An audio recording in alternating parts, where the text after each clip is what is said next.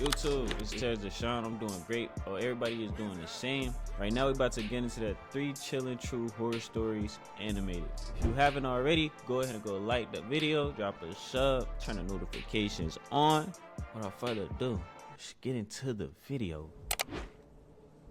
This happened in the fall of 1993 when I was 20 years old. In the interest of context, this was before I started college, and I was working in the material prep department of a plastics factory on the night shift. I was the only woman in the department, and my male coworkers were initially skeptical that I could handle the job, but I proved myself and earned their respect. It was hard work, but on the plus side, it was also putting me in the best shape of my life. It was Nah, I'ma chill, bro. I'ma chill. also about this time that I dumped my abusive boyfriend. He was verbally, emotionally, and physically abusive to me, as well as an Sound alcoholic. like a pimp. This fact, more than anything, is probably why I got myself into this situation in the first place. I had just gotten off of work and it was about 1:30 a.m. My car was running on fumes, so I stopped at a local gas station to fill up. While I was pumping gas, a woman about my Never, ever, for the love of God, you women out there, never, ever go to a gas station at night when there's nobody else around and it's at odd hours of the night, bro. Never. Come on, we gotta move smarter than that. She approached me looking nervous and scared. She said that she had been in her boyfriend's house and they had a fight. She walked to the gas station to use the payphone and Okay, call a are friend you to telling pick me her that? up. On her way to the station, a car pulled up as she was walking and the guys inside started catcalling and harassing her. With a slight movement of her head, she indicated a car that was parked off to the side by the gas station dumpsters. I saw a large light green car, like a Caddy or a Lincoln, with at least 2 or 3 shadowy figures inside. Fuck no. No way. You had the opportunity to run. Even if you could have tried.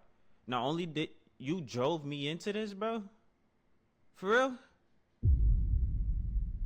Oh, nah. She said they threatened her and she was too scared to call her friend and wait. The woman was neat, well dressed, and didn't seem high or drunk or anything like that. She just seemed really nervous and freaked out, so I didn't even hesitate. I finished pumping my gas and told her to hop in the car, that I'd take her home. No! At that time on a weeknight, there was little traffic, so I booked it right out of the gas station and asked where she lived. She kept twisting around in the seat to see if the car was behind us, and when I asked her to put her seatbelt on, she ignored me and kept looking for the car. I'ma let it play out. But my prediction right now, she working with them niggas. She lied about everything she just told her. She working with them niggas, bro. I assumed that she was just scared. A few blocks down the road, however, I noticed she was looking around the car and she started asking me about money. Where's your purse? Where's your bag? I need money. You need to give me some money. See how quick I'm like that. I'm already knowing. Like, ew, what did she turn My into? stomach sank. I have this woman in my car, now she's going to rob me. Dang.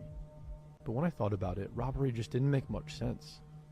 I was driving a 1985 Chevette, affectionately nicknamed Shitbox, and was wearing my work clothes, a ratty t-shirt and jeans with combat boots.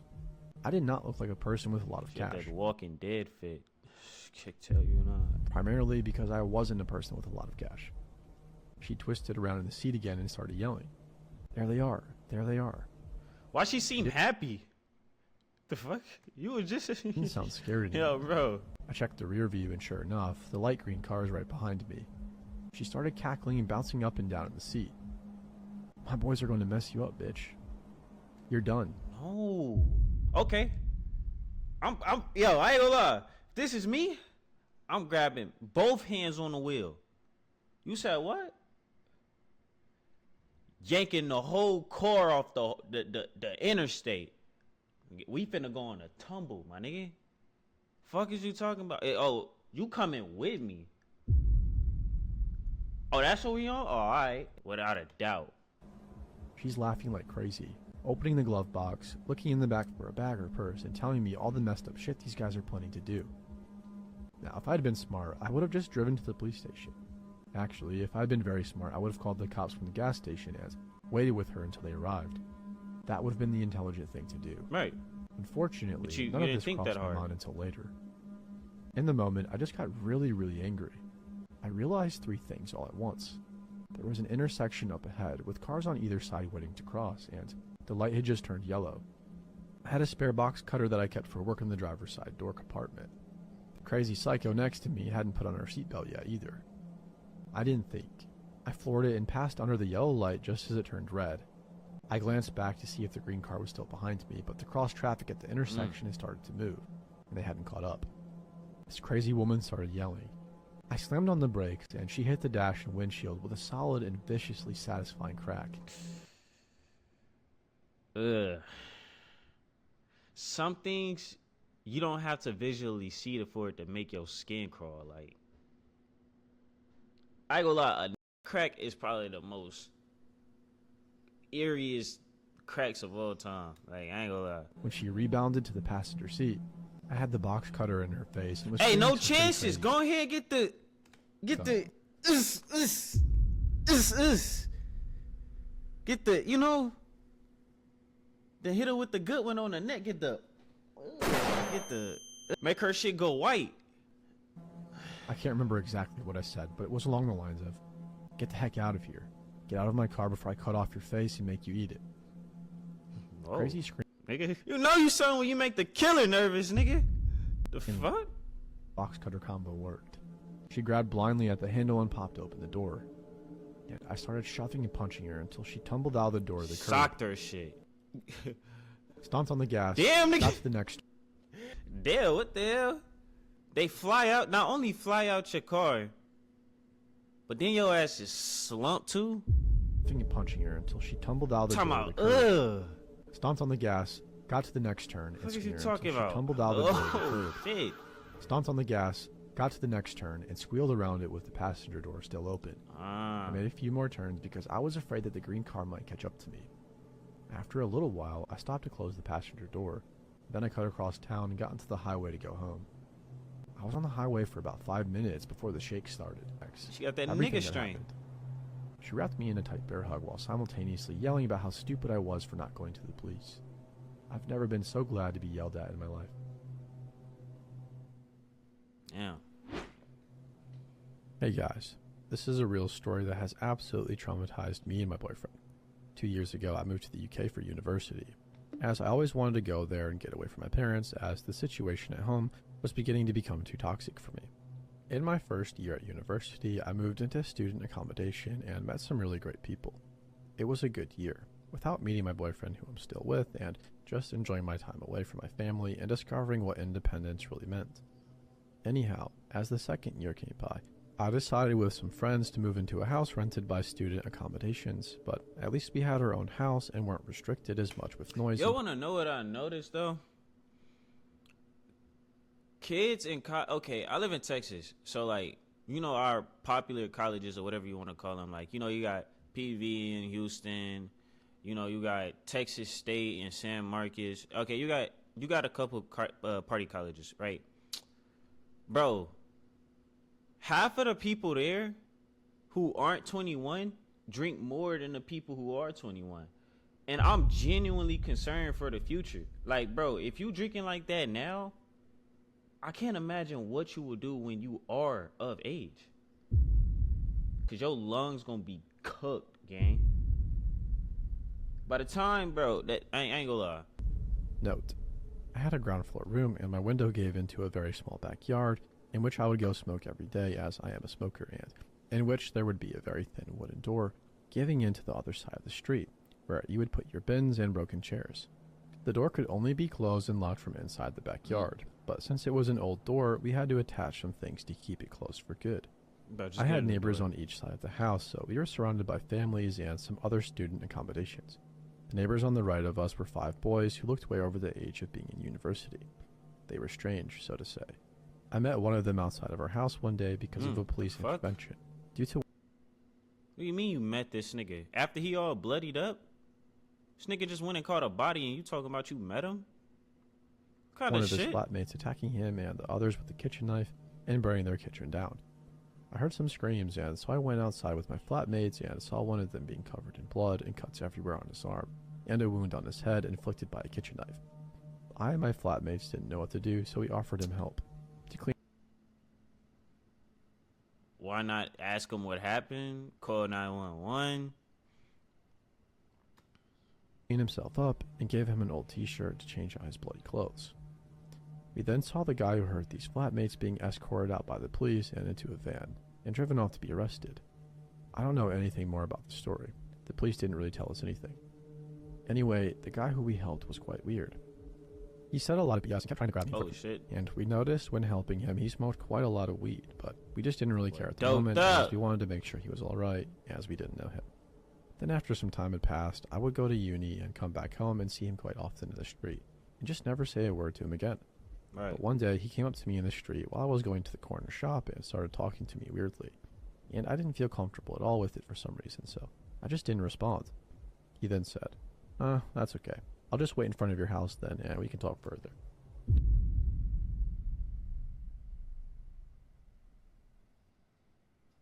Look at her face. Heart dropped to her toes, nigga. Oh, you gonna wait for my house? Oh, okay, all right, bet. I see you there. I see you there. I know you're gonna be there. I see you there. Show up with the police. Officer, it's him! No need to say, I was insanely creeped Nigga. out and just thought he was joking, so I bought my drink at the Nigga, shop not and headed joking. back to my street. And as I turned into the street where my house was, I saw him with his flatmate sitting on my doorstep and waiting for Yep. me. You asked for every little bit of this. You too gullible. See, some of y'all real life need to be more aware of y'all surroundings. Cause most of the time in these situations, a lot of shit could have been avoided. Literally. Like the last girl. Why would you tell her to get in your car? Like, okay, yeah, I'll call the police for you. Like, you ain't even try to play it off. You just being gullible. Talking about you met him. Ma'am, you had an encounter with him. What the hell? So I panicked and went back to the corner shop and called my only guy flatmate to ask him to open the door and tell the guys to go away. But obviously he wasn't home as no one else was either.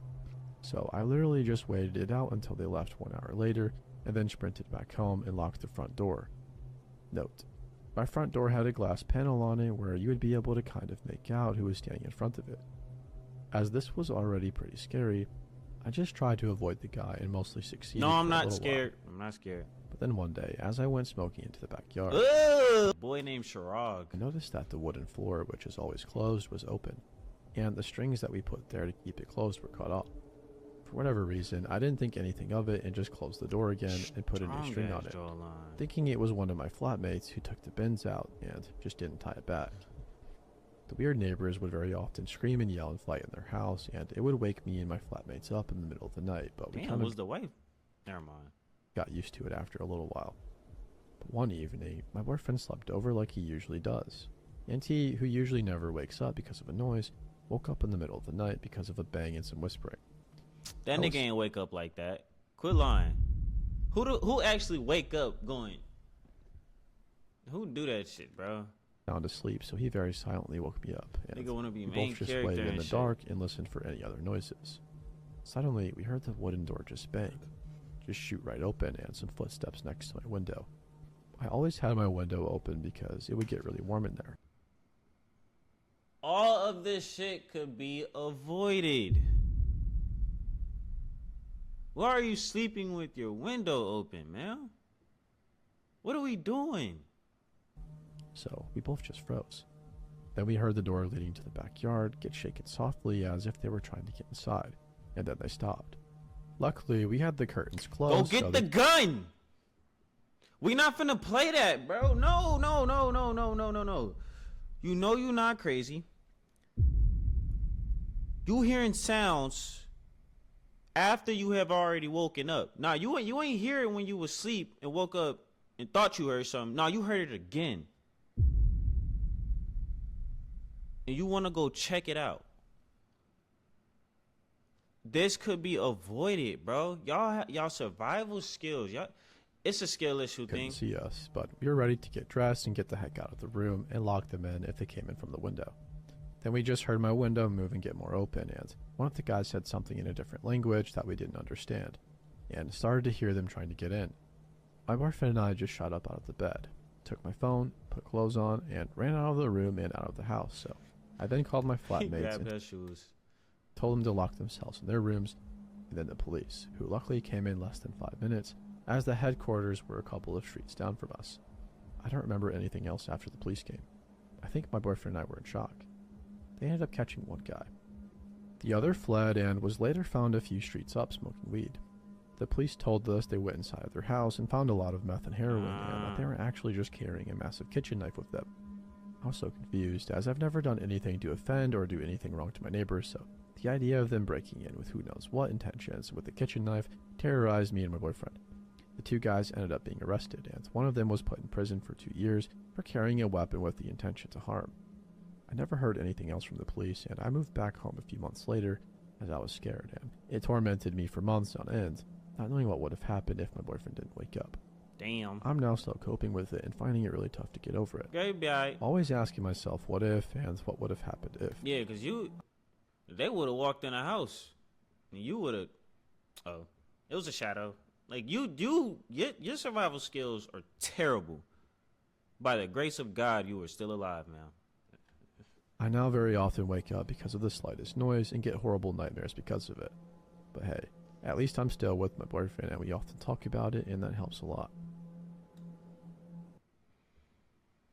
Okay, well, we're gonna stop the video right there, man. What you should take from this video: be more aware of your surroundings.